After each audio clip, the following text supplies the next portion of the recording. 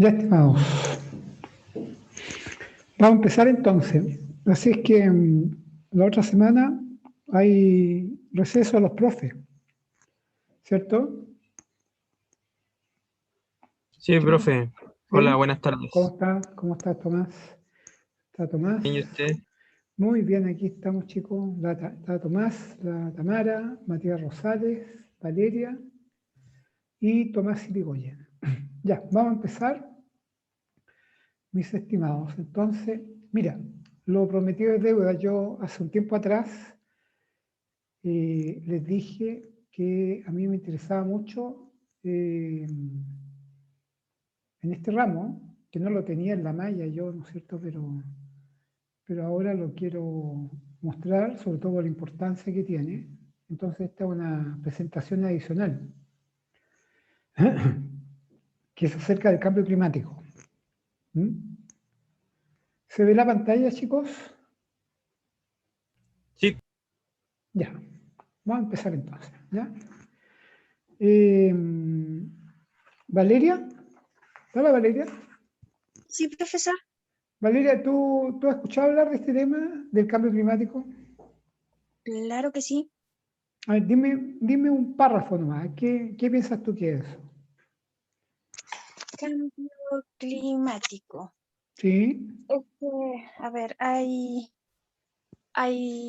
como dos líneas. Una que dice que el cambio climático es como algo natural que se da por una como movimiento de los polos en la Tierra, y que por ya, eso zonas más cálidas están pasando a ser más frías y todo eso. Y hay ya, otra que dice que por culpa de la contaminación ya, humana se daña la capa de ozono y se retiene el calor en el planeta. ya. Eso. Sí, por ahí anda. ¿Ya? Sí, está bien lo que me está diciendo. Y Tamara, ¿tú tienes alguna idea de esto? Tamara. Sí, o Ay, sea, creo lo mismo que dijo mi compañera, ya, que uno es por los desastres, algo natural, y lo otro es porque ya el planeta en sí no da para más. ya. Pero Tamara, tú misma, dime, pero algo más, porque las dos me han dicho cosas que está bien, pero algo más terrenal. ¿Qué tiene que ver el cambio climático con la agricultura, por ejemplo? ¿Mm? Se supone, yo lo que leí la otra vez, vi un documental que por el tema del cambio, donde ya está haciendo mucho calor, en ciertas zonas donde no había calor anteriormente, se derrite el hielo y lo que hace es que haya menos tierra para cultivar. Ya, también. Y ya, y Tomás Irigoyen, ¿esto lo han visto en algún ramo ustedes? ¿Alguna cosa relacionada con el cambio climático? ¿Mm? No que recuerde, profesor. Ya. Bueno, esto es una cosa que no es reciente, ¿ah? O sea, el mundo está preocupado de este tema desde hace como unos 15 años más o menos, ¿ah? Y en los últimos 5 años esto se ha agudizado mucho y Naciones Unidas está muy preocupada de esto. Y hace como 3 años en Naciones Unidas aparecieron los famosos, para todos los países del mundo, los principales objetos de desarrollo sostenible, que son 17, ¿ya? Y la última reunión que hubo con todos los países, que fue en el Acuerdo de París, ¿no es cierto?, donde se establecieron los compromisos de todos los países. ¿Sí? Y bueno, habían potencias que no estuvieron en eso, como Estados Unidos, que estaban Estados Unidos y China, ¿ya? Y después Estados Unidos, que son de los principales contaminadores, por así del mundo. Y bueno, el gobierno de Trump se retiró en Estados Unidos se retiró de ese acuerdo, lo desconoció, y felizmente el presidente Joe Biden ¿cómo se llama? Lo volvió a suscribir, ¿ya? Pero yo los quiero llevar en este tema a una cuestión más dicho así de una manera más didáctica, ¿ya? Y relacionada con Chile. Bueno, Chile se está secando, ¿ya? Así dicho, de una forma bien ¿cómo se llama?, precisa, eso está pasando. Y este diagnóstico de Chile se está secando. Esto yo lo que lo voy a presentar no es que dice una persona o dice una institución u otra, sino que todo lo que lo voy a presentar acá son cosas oficiales, ¿ya? Entonces, este diagnóstico de Chile es oficial, pero ni la autoridad ni las instituciones han asumido, pero fuertemente, la magnitud de este problema. Solamente yo diría, a propósito de la crisis sanitaria, la pandemia, como que renació este tema. O sea, no renació, sino que se consolidó ya, porque ya nadie discute esto, transversalmente, ni institucionalmente, ni políticamente. Todo el mundo está claro de esto ya. Entonces, ¿y por qué produce esto? Porque hay regulaciones, ¿no es cierto?, en el mundo, que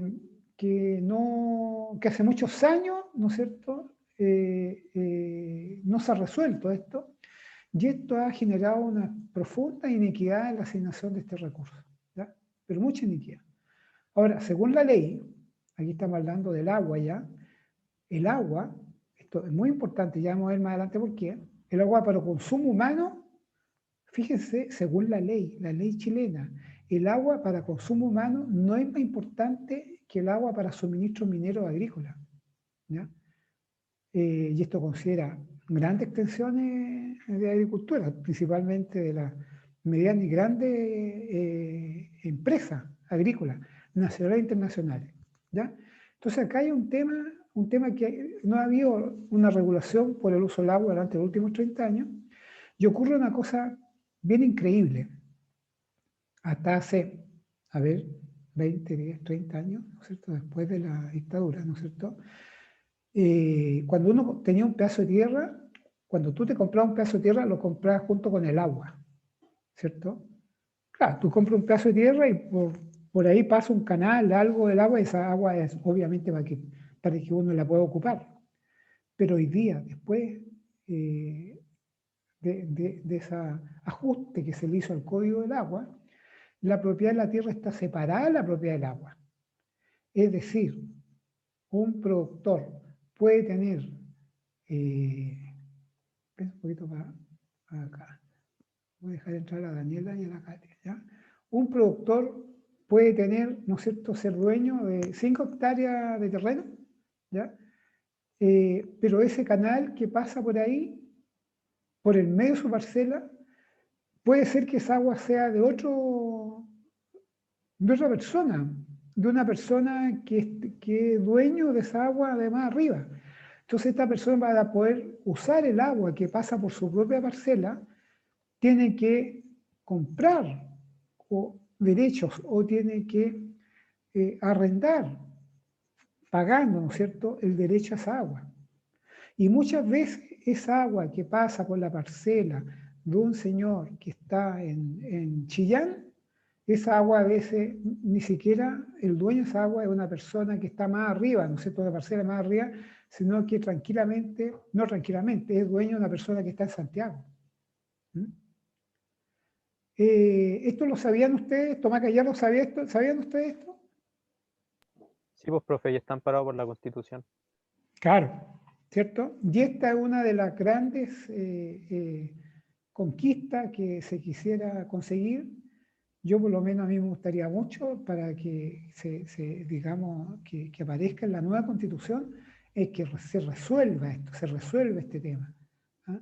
Porque no puede ser que... Porque mira, uno dice, ¿y el señor de Santiago que tiene derecho a agua? ¿Para qué tiene esos derechos de agua? Los tiene porque el agua es un recurso muy, muy limitado, como vamos a ver más adelante, muy limitado. Entonces esa agua, como todas las cosas limitadas desde el punto de vista de la economía, tienen precio. Y cuando son muy, muy escasas, el precio es mucho mayor, ¿cierto?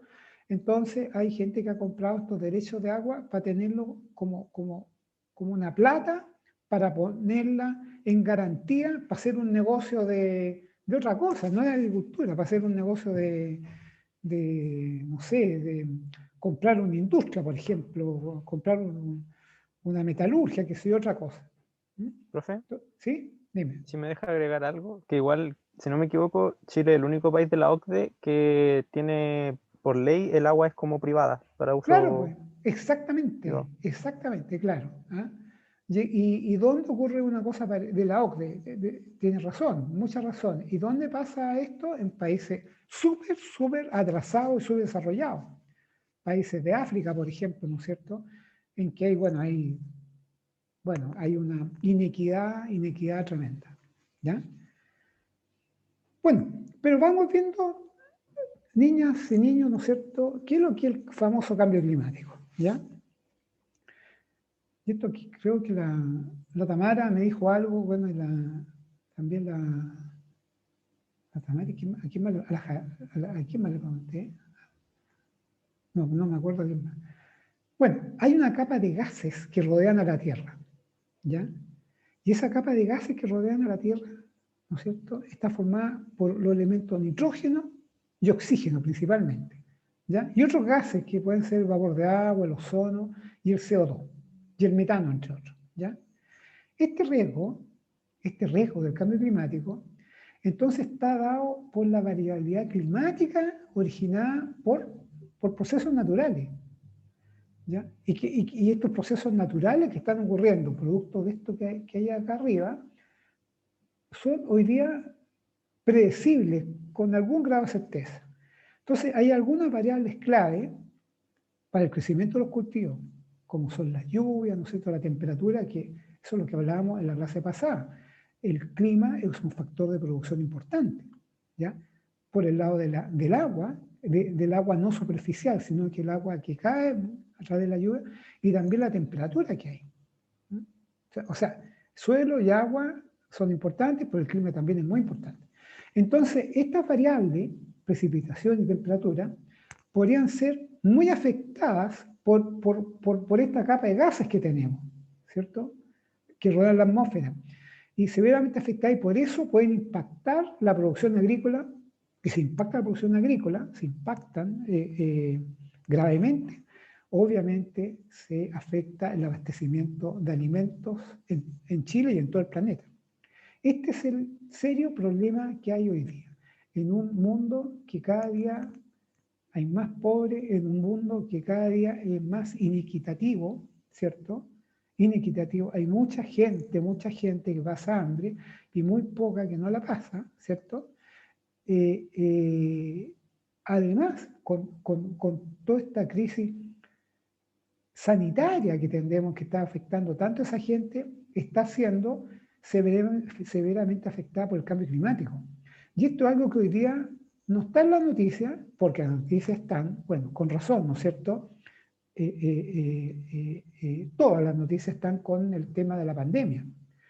Pero una vez que empiece a mejorarse un poco el tema de la pandemia, que entremos a ¿cómo se llama?, a una vida un poco más tranquila respecto del punto de vista sanitario, nos vamos a encontrar de frentón con otra tremenda crisis que esta, la crisis del cambio climático.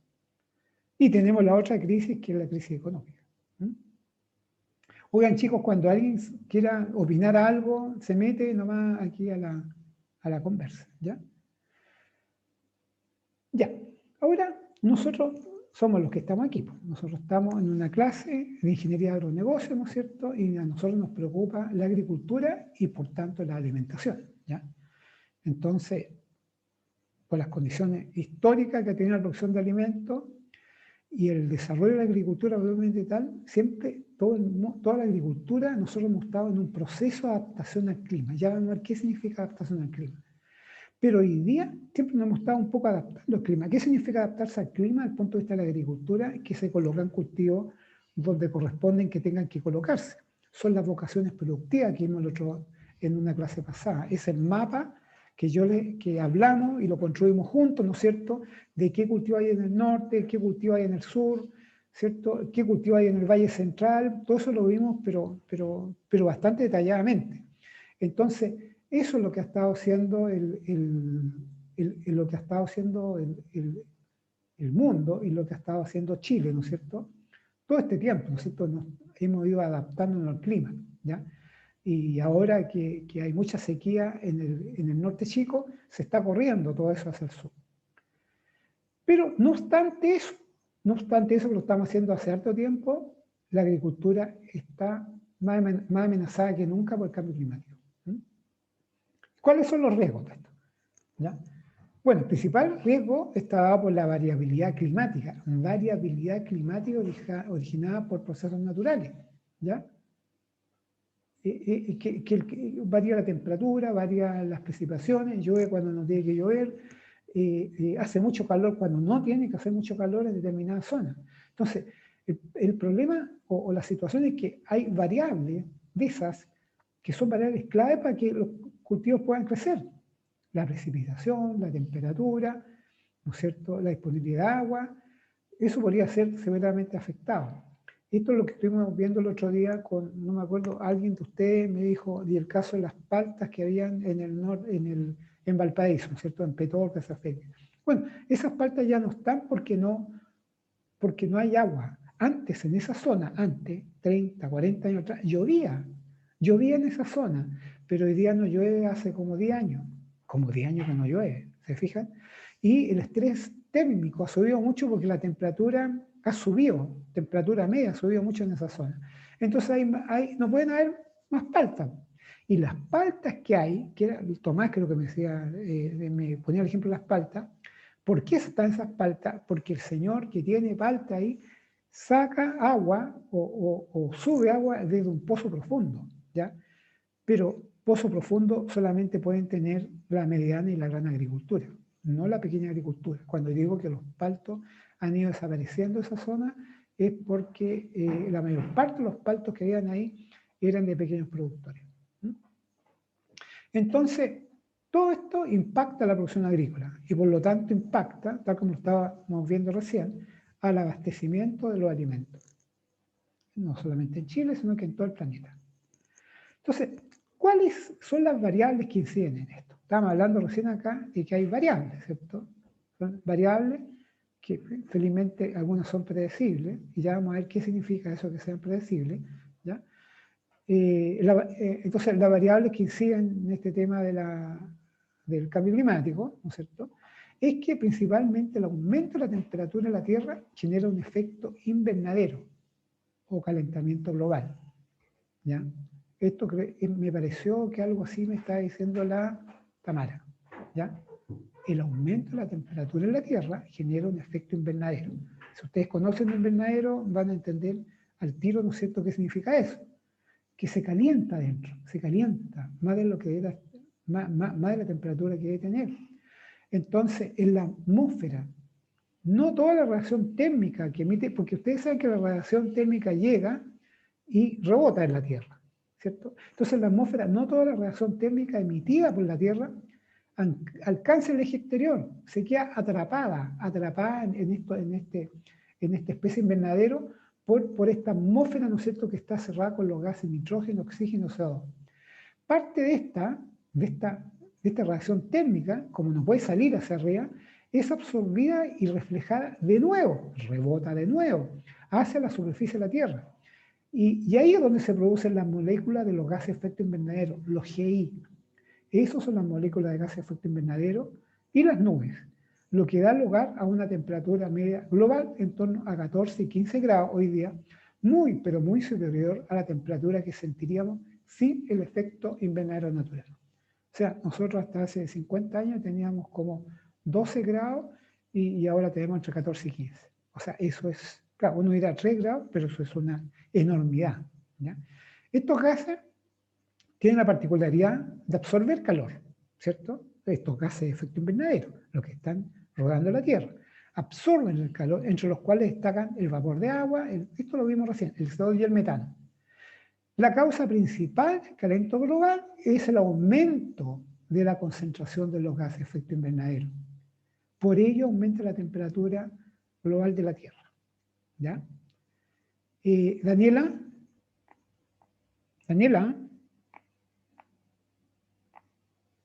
no, está la Daniela. Katia. ¿Sí? ¿Estás siguiendo la clase? Sí, profe. Ya, ¿y qué opinas de esto que estoy hablando yo? ¿Lo sabías? Sí, lo sabía. Es que es un tema que yo creo que en el último tiempo se ha tocado harto, porque afecta más allá de la agricultura, como la forma de vida de la gente. Entonces, ya hace un tiempo se están tomando medidas, entre comillas, para, no sé si revertir, pero ya no continuar con esta contaminación o con este efecto de calentamiento global que se está produciendo. Eso. Ya. Y Matías, ¿está Matías por ahí? ¿Cuál Matías, profe? El Matías, ¿están los dos Matías? Matías Rosales, le pregunto a Matías Rosales. Sí, yo. Ya. Ya. Ya, ¿por qué? ¿Tú qué me podías decir de esto? Escucha, yo opino lo mismo que mis compañeros, la verdad, profe. Es como que, o sea, yo creo que los países de verdad tampoco no están tomando medidas como tan como precisas y tampoco están pensando en todas las consecuencias que podría conllevar esto. Claro, claro. Ahora, Por esto ejemplo, no... Dime nomás, perdón, te escucho, te escucho. hace un tiempo leí un artículo que decía como de un experto, un virólogo, que decía hablaba sobre el descongelamiento de los hielos en la Antártica, en el Polo Claro, Sur. Y claro, decía que podían haber como muchos virus que están en estado latente congelado y claro. que el ser humano no ha estado presente mientras, o sea, con la existencia de estos virus. Entonces, como que es muy riesgoso para nosotros en ese aspecto. Claro, claro. Fíjense que sí, sí, toda la razón con eso. Y el problema es que uno dice, bueno, ¿por qué pasa esto? Bueno, todo esto hay razones económicas, de plata. ¿Ah? O sea, China y Estados Unidos no lo hacen porque ellos no van a renunciar al petróleo. ¿Mm? Imagínense nosotros, hasta hace un par de años atrás, nosotros teníamos todo el tema ¿cómo se llama? De toda la energía que se recogía acá a través de la planta de carbón aquí en Chile. ¿Ah? Hasta hace 2 años atrás nadie estaba discutiendo eso. Nadie. ¿Viste? Felizmente hoy día ya hay casi transversalmente todo el mundo está consciente de que eso hay que cambiarlo, que hay que ir eliminando estas fuentes de energía, como el carbón, e irlas sustituyendo, ¿ya? Bueno, parece ser que influyó un poco el estallido social y han influido otras cosas, pero hoy día ya, felizmente, transversalmente se está hablando de eso. Ahora, el problema es que estas decisiones y esto que está pasando ahora, para muchos quizás es muy tarde, ¿ya? Ojalá que no sea tan tarde, pero hay que arremangarse, como dice, y esto es una tarea no solamente del Estado, de los políticos, es una tarea de todos, ¿no es cierto? Que tenemos que tratar que esto no siga ocurriendo, porque estamos hipotecando la vida, ¿no es cierto? Quizás no tanto usted, pero de los hijos que ustedes van a tener, o de los nietos. Sería un mundo muy, muy complicado si no se empiezan a tomar medidas sobre esto, ¿ya?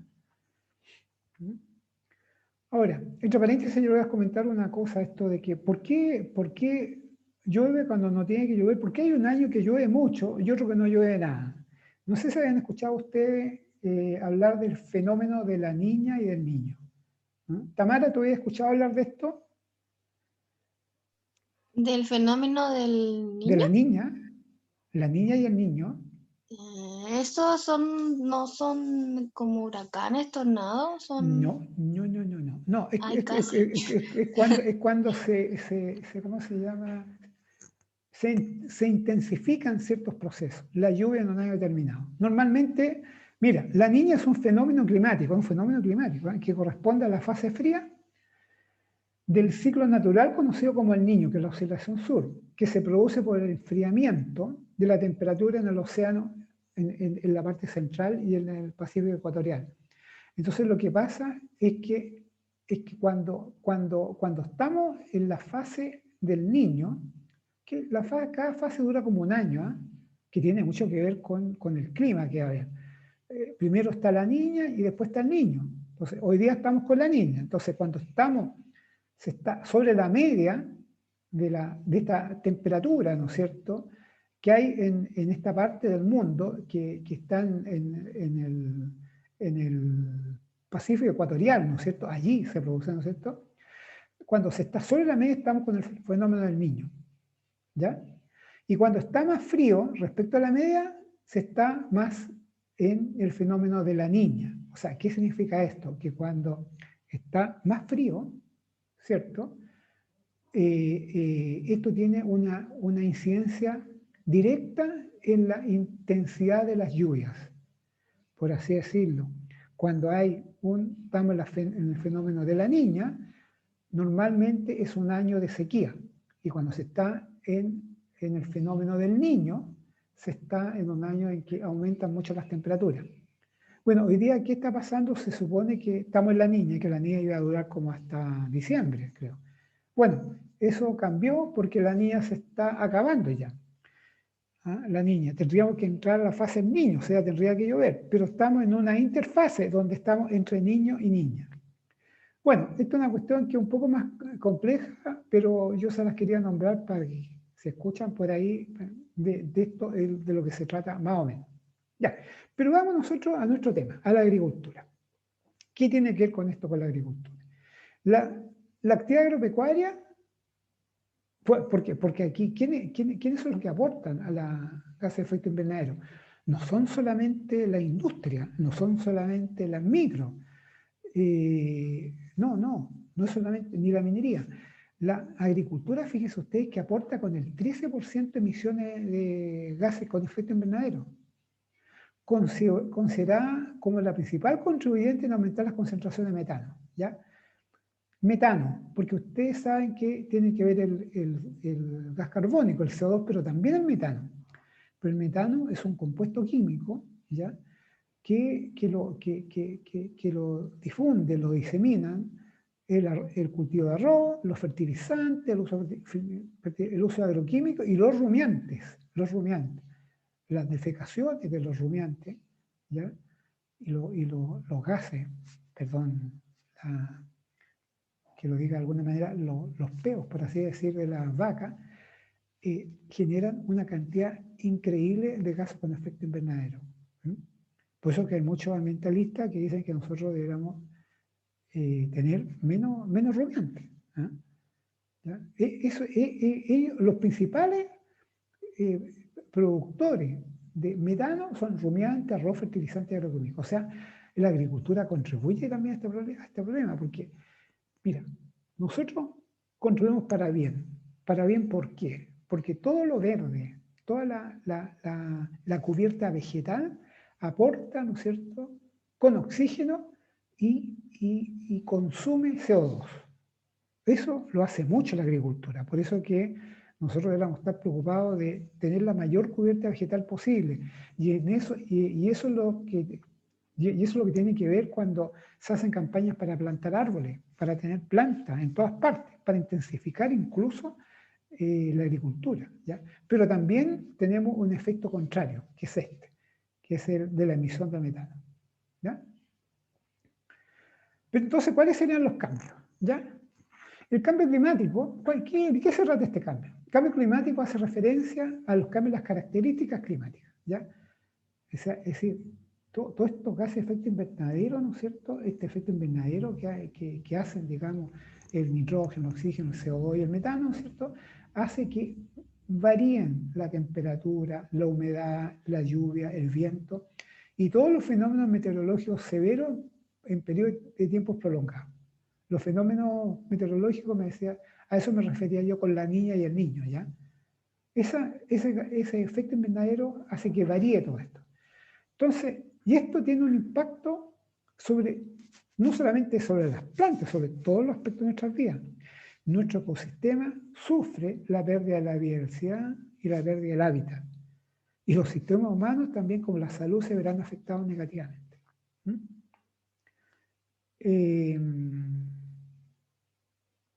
¿Daniela? ¿Llegó Daniela? No. ¿Y la Katia está? Sí, profe. Pues, ¿qué opinas de esto que estoy hablando? ¿Estás de acuerdo? ¿No? ¿Lo sabías? ¿No lo sabías? Sí, sí lo sabía, pero más que es por una asignatura que tomé que habla de los ecosistemas y el impacto de las prácticas humanas en él y pucha, y los efectos que tiene.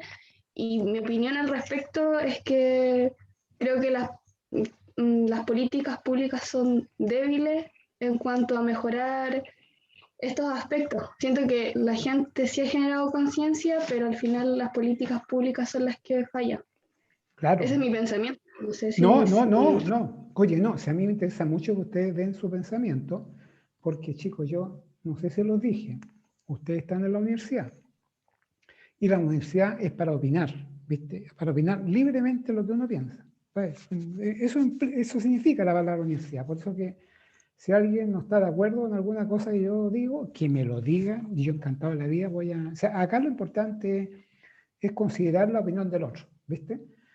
Ahora bien, esto del cambio climático yo he estado diciendo que es una cosa que está asumida por el mundo, por casi todo el mundo. Bueno, el ex presidente Trump decía que esto del cambio climático es un mito, es un invento. Lo mismo dice el presidente actual de Brasil, ¿eh? Cuando le critican a él de todo este problema de que se están arrancando árboles en la Amazonía, ¿ya? Que es un invento. Esto no es un invento, esto es una cosa, no solamente está reconocida por Naciones Unidas, sino que por todas las instancias científicas del mundo. Ya, pero vamos nosotros a lo nuestro, a la agricultura. ¿Qué está haciendo la agricultura chilena? ¿Ya? Fíjense que desde hace un par de años, producto de todo esto que yo le he estado comentando y que ustedes algunos han dado su opinión, ha hecho que en este país, que es una larguísima longitud, ¿no es cierto? Nosotros tenemos como más de 5.000 kilómetros de largo con distintos climas, ¿no es cierto? Ha ido avanzando hacia un rediseño de la región agrícola. Rediseño. ¿Que se ha ido produciendo solo o muchas veces ha ido siendo este rediseño estimulado, ¿no es cierto?, por instituciones públicas, como el Ministerio de Agricultura, por el Ministerio de Educación, ¿cierto?, incluso por instituciones privadas, instituciones internacionales, y por los privados, obviamente. Entonces, se está produciendo una migración de cierta especie hacia la región del sur o hacia la costa. Veíamos que el problema de norte a sur es que el desierto viene avanzando. Hasta hace 100 años atrás el desierto estaba, ¿no es cierto?, hasta Antofagasta. Hace, no sé, 70 años estaba en Atacama. Bueno, y ahora está prácticamente en Coquimbo, el desierto. Entonces, todas esas especies que estaban allá han tenido que migrar al sur, por razón económica, desde luego, porque la agricultura no solamente se hace para autoconsumo, sino que se hace también para generar excedentes. Entonces, lo otro también que se ha ido produciendo acá son importantes cambios tecnológicos en los sistemas de riego, de alta eficiencia. Hasta hace unos años atrás, cuando se regaba un campo, se regaba en el mejor de los casos por surco, ¿ya? Bueno, hace 100 años se regaba por tendido, se regaba por surco, pero ahora incluso hasta pequeños productores tienen sistema de riego por goteo, riego por aspersión, ¿no es cierto? Y eso es para aumentar la eficiencia en el uso del riego. Es decir, con menos agua, regar más, ¿ya? Y regar cuando corresponde, ¿ya? No estar dependiendo de una persona que abra una llave o saque la tranca, que es una compuerta de agua para que el agua salga, ¿no es cierto?, sino que se va a regar cuando uno vea que la planta está entrando a un estado de estrés de agua, ¿ya? Y están también los sistemas de reducción del estrés térmico. Hay una forma de cultivo, ¿no es cierto?, que hace que las plantas puedan reaccionar de una manera mejor, ¿no es cierto?, a cuando sube demasiado la temperatura. Entonces, se ha ido produciendo una agriculturización de las regiones, incluso que actualmente tiene una baja intensidad del uso del suelo. O sea, hay regiones donde hay muchos campos que hasta hace años atrás seguían con praderas naturales, o sea, tremendo terreno donde se podía cultivar mucho, pero estaban ahí sin cultivo, como praderas naturales solamente para que los animales pastaran ahí. Bueno, ahora se está avanzando hacia una mayor intensidad en ese uso del suelo. Y aquí entramos al tema del agua, pues, la importancia del agua. Mire, esto, chicos, pongan harta atención porque esto es muy importante. En la medida que el agua y la energía se tornen recursos cada vez más escasos, que ya estamos en esta situación, recursos cada vez más escasos, habrá un cambio desde el actual paradigma agronómico de la maximización de la superficie cultivada hacia la maximización de la producción por unidad de agua o energía utilizada. Esta es una frase espectacular que la dijo Fernando Santibáñez, que es un especialista chileno de la Universidad de Chile, especialista en el tema climático. ¿Alguien me puede decir, alguno de los chicos me puede decir, qué significa esto? El paradigma agronómico.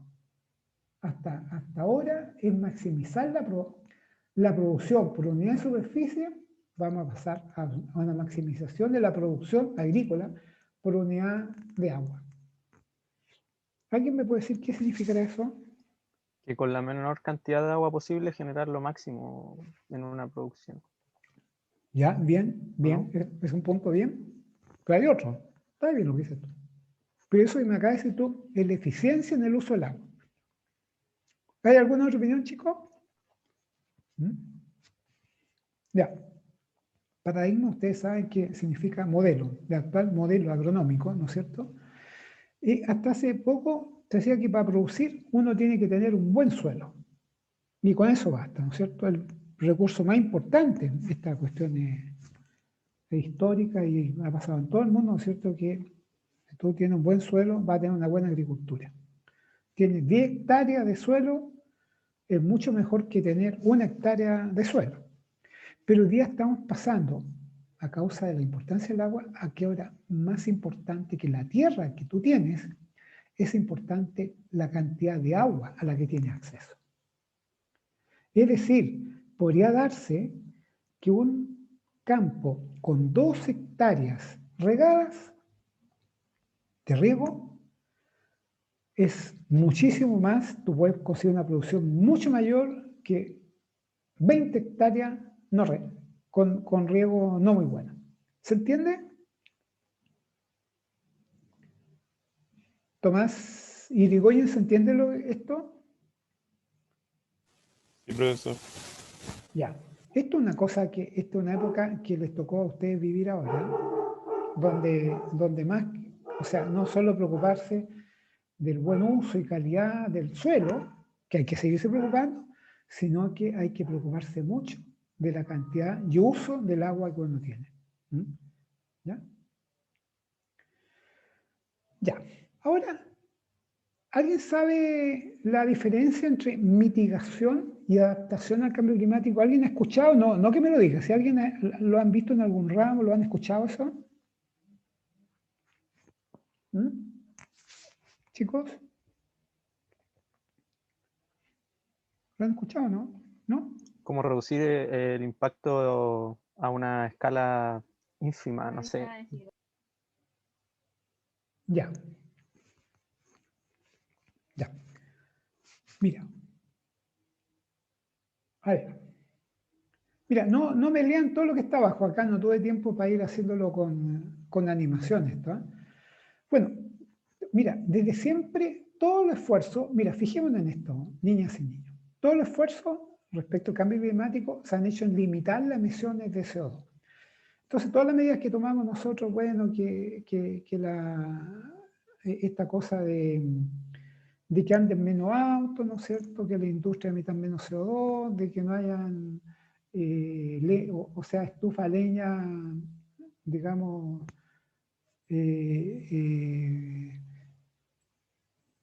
no sé, todas estas cosas clásicas que nosotros sabemos de la emisión de CO2. Esto es lo que se ha hecho siempre, ¿cierto? Pero pasa que ahora, ante el cambio climático, hay una diferencia entre dos cosas: política de adaptación y mitigación del cambio climático, para que nos ayude a minimizar los efectos de este fenómeno del cambio climático. Entonces, vamos a ver acá, mitigar y adaptar. Mitigar, como el verbo lo indica, mitigar, ¿no es cierto? Mitigar, aminorar, se puede decir, ¿no es cierto? la mitigación está encaminada a combatir la causa, o sea, el CO2, y a minimizar los posibles impactos del cambio climático. Por ejemplo, mejorar la eficiencia energética. Esta es una. Y apostar por la energía renovable. O sea, no seguir con energía de carbón ni de petróleo, sino que apostar por energía renovable, es decir, por la energía esta con el viento, ¿no es cierto? Es una muy importante, o con los paneles solares, ¿cierto? También calentar una casa con paneles solares. Fomentar el transporte público y la movilidad de una manera sostenible, ya vamos a ver cómo, con los buses eléctricos, por ejemplo, ¿ya? Con el consumo responsable, consumo, lo que consumimos todos los días nosotros, un consumo responsable, y esa está la famosa regla de las 3D. O sea, reducir lo que uno consume, reutilizar lo que uno consume. Lamentablemente estamos en un mundo de que todo es desechable, ¿ya? Por eso que se están produciendo muchos problemas. Reutilizar lo que uno usa, si se te echó a perder algo, arréglalo, pero no compre otro nuevo, ¿ya? Y reciclar. En esto se ha hecho harto énfasis y se dice que está avanzado en harto en esto, ¿ya? Eso es mitigar, ¿ya? ¿Profe? Sí, dime. Yo igual siento que es como una postura súper contraproducente entre reciclar y reducir, porque siento que reciclar como que es la solución, o sea, no la solución, sino como que es lo que le permite a uno como seguir, no sé, pues, generando basura, porque la idea va a ser reciclar y Sí. no se enfocan tanto en reducir al final. No sé si me, Sí, no sé si me explico. te entiendo perfectamente. Tienes y no tienes razón. Tienes razón por un lado porque obviamente si nosotros reducimos el consumo, por ejemplo, si tú en vez de consumir en un mes, consumes, qué sé yo, 10 litros de leche con esto en base de tetra, ¿no es cierto? Si en vez de consumir 10 al mes, consume uno nomás, obviamente, digamos, tú vas a generar menos cajas de cajas de tetra, ¿no es cierto? Pero el punto, entonces por ese lado tú tienes razón. Pero también es importante reciclar, porque igual tú vas a consumir cosas, tienes que consumirlas. Entonces, de lo que tú consumas, de lo que se trata es que puedas reciclarlo, puedas separarlo, ¿viste? Ahora, en esto nosotros, bueno, y desde luego reutilizar, ¿cierto? Ahora en esto reciclar, yo no sé si esto lo estamos haciendo todavía, porque una vez vi una de estos videos curiosos que a veces salen divertidos, que no tenía nada de divertido, que en un sector de la ciudad estaban todos los tarros estos separados por uno con plástico, otro con cosas orgánicas y otros con vidrio, y toda la gente, todos hacemos eso, y vi que pasó el camión de basura y agarró todas las cosas y las metió adentro, todas. Dicen que todavía eso pasa en alguna parte, ¿ya? Ojalá que no pase, pues, ¿viste? Lo ideal es que por tu casa pase un camión que especialmente recoja los reciclados, ¿ah? Y que los lleve a alguna parte donde realmente los reciclen. Entonces, mira, aquí hay que ver la parte, lo lleno del vaso, lo positivo. Por lo menos ya sabemos de qué se trata esto, ¿entendés? Yo estoy seguro que a vuestros mamás y papás, que a lo mejor son bastante jóvenes, yo creo que ellos cuando eran chicos, yo creo que esto, nadie tenía idea de esto. ¿Ven? Y lo que pasa es que acá nosotros en Chile ya somos 18 millones de personas ya. ¿Ya? Entonces eso por un lado sería mitigar. ¿Ya? Lo otro, que otra cosa distinta que es adaptación. Adaptación analiza cómo reducir las consecuencias negativas del cambio climático. Cómo reducir las consecuencias negativas, cómo ir adaptándose. Pero esto es lo más importante de todo, cómo aprovechar las oportunidades que se puedan generar. Aprovechar las oportunidades. La adaptación tiene un aspecto positivo, que es aprovechar la oportunidad que se pueda originar. Y ahí está la reforestación de los bosques, ¿no es cierto? Lo que decía la Katia, creo que me decía esto recién, restaurar el ecosistema dañado, ¿no es cierto? Solución innovadora para los desastres naturales, etc. Pero principalmente para efectos de lo que nosotros estamos viendo en agricultura, diversificar los cultivos para que se adapten mejor a los climas cambiantes, diversificar los cultivos, ¿cierto? O sea, adecuarnos a las posibilidades, condiciones climáticas que nos da cada territorio y cultivar allí solamente los cultivos que se van a dar. ¿Ya? Por ejemplo, en la Araucanía, yo le estaba contando que hoy día se están plantando viñas, cosa que hace 20 años atrás era, quien lo dijera, estaba diciendo una ridiculez, pues era tan ridículo como decir que iba a plantar viña en la Antártida. Pero hoy día eso está pasando. ¿Y por qué? Porque se está aprovechando la oportunidad que está dando el cambio climático en la Araucanía, en Temuco. ¿Ya? Bueno, y la resiliencia climática, ¿cierto? Eso va a ser bien clave para paliar todo el impacto del cambio climático. Y esta resiliencia de lo que trata de hacer compatible la supervivencia nuestra y la de todos los seres vivos del planeta. ¿Ya? Ahora ya adentrando en el tema ya de la adaptación al cambio climático, son los ajustes, los sistemas humanos naturales y una respuesta única a las variaciones climáticas. La adaptación es una respuesta a las variaciones climáticas proyectadas o reales, ¿ya? Para minorar el daño, aprovechar los aspectos beneficiosos, que era lo que estaba diciendo recién. Este ajuste a los sistemas naturales y humanos se denomina adaptación. Ajuste, nos ajustamos, nos adecuamos y eso se llama adaptación, es decir, es una especie de prevención reactiva. Entonces, pero para ello, para lograr esta adaptación, hay que identificar, implementar y monitorar medidas para promover esa adaptación. ¿Ya? ¿Y cuáles son las medidas? Por ejemplo, la supervisión y evaluación de medidas de adaptación nos ayudan a proporcionar información para velar que las actividades de adaptación sean apropiadas y eficaces. Y de ser necesario, se retroalimenten en los procesos permanentes.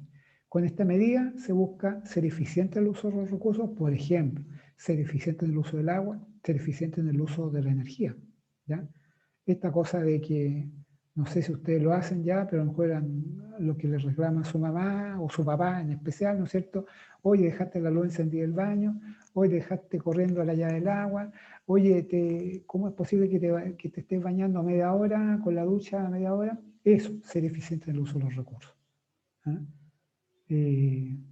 Yo aquí voy a comentar una cosa que la hago desde chico, que en la ducha, ¿cierto? Yo echo a correr el agua, me mojo, corto la ducha, la corto, después me jabono, pum, y después suelto el agua nueva. Son pequeñas cosas, de viejo a lo mejor, pero pequeñas cosas que sirven.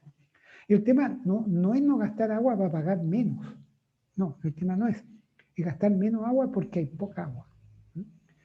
Y generando sistemas productivos, menor consumo de agua, menor consumo de energía, ¿ya?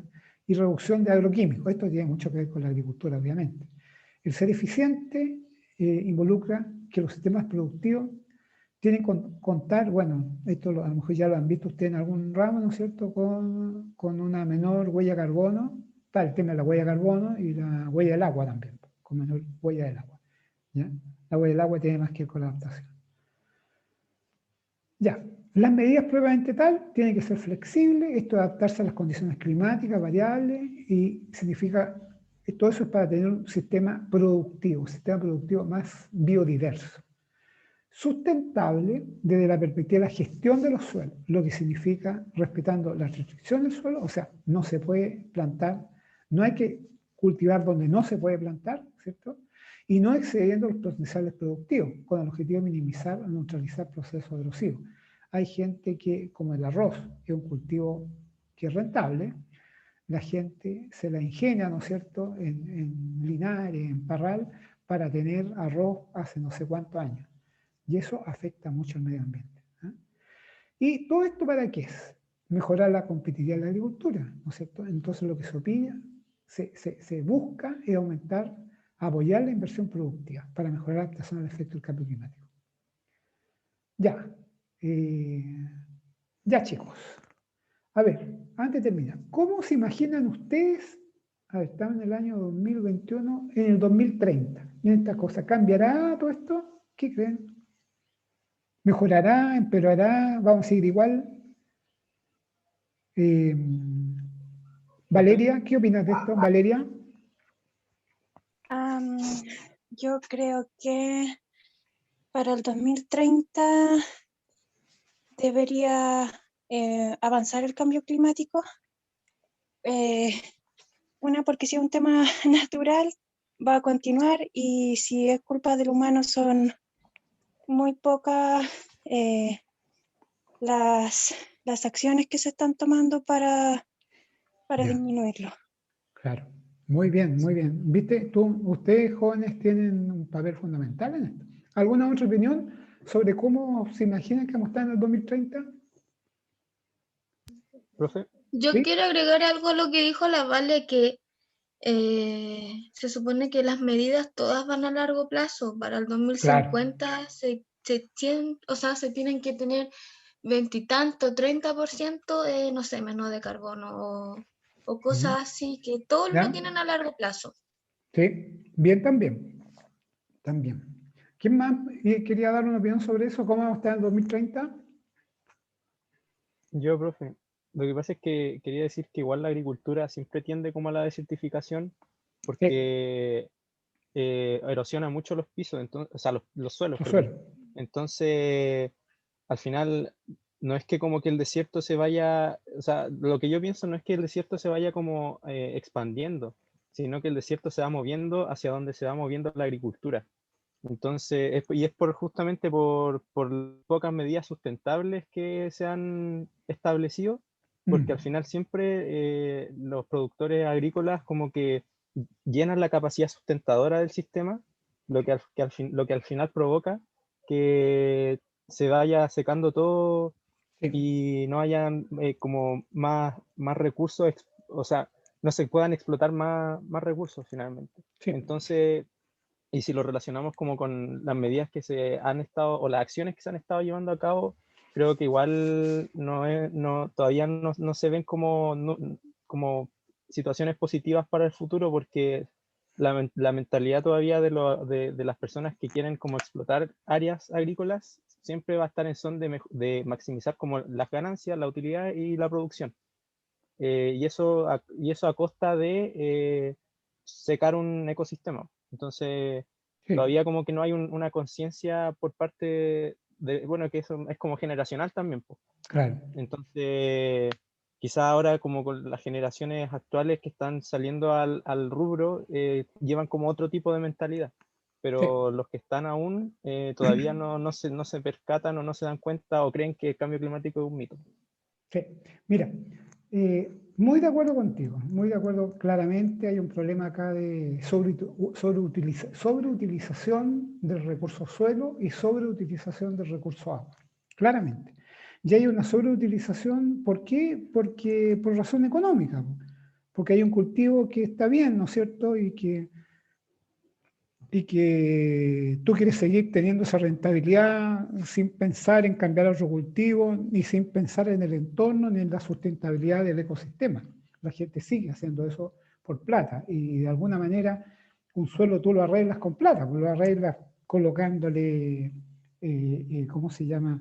Fertilizante, agroquímico, mejora la estructura del suelo, muchas cosas, pero en definitiva tú estás afectando la sustentabilidad del entorno. Sí, tiene razón en eso, pero también es cierto, y esto es una realidad, esto es una cuestión absolutamente comprobada, ¿no es cierto?, que los gases con efecto invernadero están afectando al ecosistema. Pero una tremenda realidad. O sea, no es solamente la sobreutilización de los recursos, sino que acá, producto de todos los procesos de combustión que hay, ¿no es cierto?, del uso del petróleo, todo eso, hasta el uso excesivo de los desodorantes, ¿no es cierto? Todo eso contribuye a generar estos gases con efecto invernadero. Mira, yo le voy a mostrar una cosa ahora que no es un sueño mío, sino que es una postura del Foro Económico Mundial, que tiene que ver con la OCDE, ¿no es cierto? Que cómo nos imaginamos el 2030. Recién tú decías que estamos hablando de 2050. Sí, pero ahí no estamos refiriendo a una cuestión mayor, sino que 2030. Mira, en cuanto a la movilidad, la mayoría de los viajes 2030 ya, mira, son 9 años más y el mundo avanza a una velocidad vertiginosa. La mayoría de los viajes van a ser en tren. De esto no está hablando de Chile, está hablando del mundo, ¿ya? Y de auto eléctrico, que ya los autos eléctricos ya están apareciendo, estamos hablando de 9 años más, y de autos eléctricos compartidos, ¿ya? Ya esperemos que ustedes, ¿no es cierto?, ya cuando tengan 30 años y un poco más de 30, ¿no es cierto?, ya tengan en su cabecita esto de que no pueden salir solos, compartidos, y equipados con algoritmos que optimizarán la ruta para reducir el consumo, ¿ya? Y maximizar el número de pasajeros. En la ciudad se apostará por caminar, ya eso está pasando, yo por lo menos hace tiempo ya que dejé el auto, o sea, bueno, uso el auto cuando hay que usarlo, ¿ya? Andar en bicicleta, ustedes ya lo están haciendo, los que no andan ya andan más, ¿no es cierto? Y claro que es por el asunto de la pandemia, pero esto ha ido ayudando. Y utilizar transporte público para ahorrar tiempo, o sea, no sacar el auto para ir a la esquina. Y ganar en calidad de vida gracias a la reducción del ruido y los atascos. Ya. En el tema de la arquitectura, viviremos en casas alimentadas con energía renovable, o sea, con paneles solares, ¿no es cierto? Y apenas se construirán edificios de hormigón, casi no se van a construir eso, los muros, los pisos van a ser con materiales renovables, ¿ya? En las calles habrá menos zona de estacionamiento, ya eso ya está pasando, y ya están apareciendo más huertos urbanos, parques y jardines. O sea, de los candidatos a concejales que hay en todas partes, ya todos los candidatos están diciendo que van a tener huerto urbano, ¿ya? Y respecto al consumo, se compartirán más bienes y servicios, se adquirirán menos bienes, tenemos que vivir con menos, ¿no es cierto? Y reutilizar más, y reciclar casi todo. Los plásticos de un solo uso habrán desaparecido. Ya, esperemos que todas esas bolsas que nos dan en todas partes ya desaparecieron, pero tienen que desaparecer muchas más. Y los envases serán fácilmente clasificables y reciclables. Y por último, en lo que tiene que ver con nosotros, la alimentación, comeremos más verdura, fruta y hortaliza, mientras las carnes, los lácteos y el pescado perderán protagonismo en tu dieta. ¿Ya? Oye, esto no son ideas mías, son, como les dije yo, del Foro Económico Mundial. ¿Ya? Y en la agricultura van a haber una migración de cultivo del norte a sur, que esto está ocurriendo ya. La disminución de la ganadería beneficiará a la reforestación y dejará suelo disponible para el cultivo de alimentos de consumo humano. Ya chicos, mira, ocupamos esta clase en esto, ¿ya? Yo quería hablarles de esto y en el próximo bloque vamos a empezar ya con el análisis estratégico, ¿ya? Y ahí nos juntamos a las 4, ¿ya? Bueno, profe. Ya chicos, Bueno, profe. ya nos vemos. Chao, que estén bien.